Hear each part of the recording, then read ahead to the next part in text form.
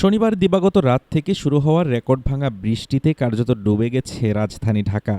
১২ ঘন্টায় ১৫৮ মিলিমিটার বৃষ্টিতে নাকাল নগরবাসী।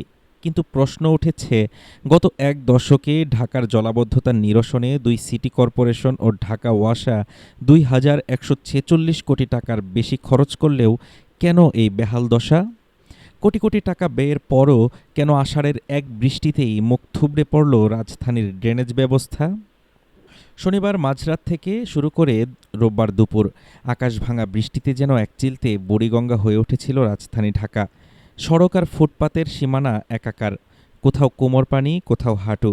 যাতায়াত করতে গিয়ে সীমাহীন ভোগান্তিতে পড়েছেন সাধারণ মানুষ। পরিস্থিতি এতটাই বেগতিক ছিল যে ঢাকার বেশ কয়েকটি শিক্ষা প্রতিষ্ঠান পরীক্ষা স্থগিত ও ক্লাস বাতিল করতে বাধ্য হয়।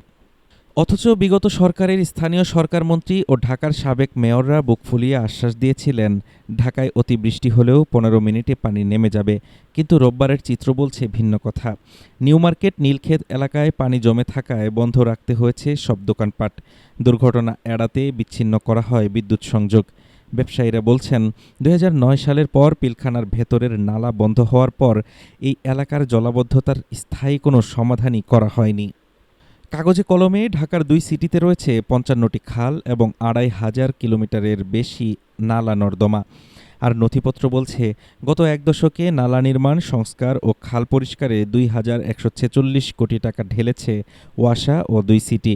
কিন্তু কাজের কাজ যে কিছুই হয়নি তার প্রমাণ দুই সিটির চিহ্নিত করা ১৪১টি অতি ঝুঁকিপূর্ণ জলাবদ্ধতার স্পট।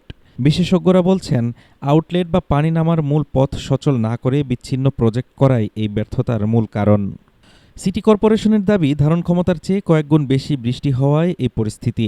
তবে বর্তমান প্রশাসকেরা স্বীকার করছেন, অতীত সরকারের ফাঁকা বুলি আর বাস্তবতার কোনো মিল নেই। যত্রতত্র ময়লা ফেলা এবং নালা ও খালের সংযোগ বিচ্ছিন্ন থাকায় উচ্চ ক্ষমতার পাম্পও কাজে আসছে না।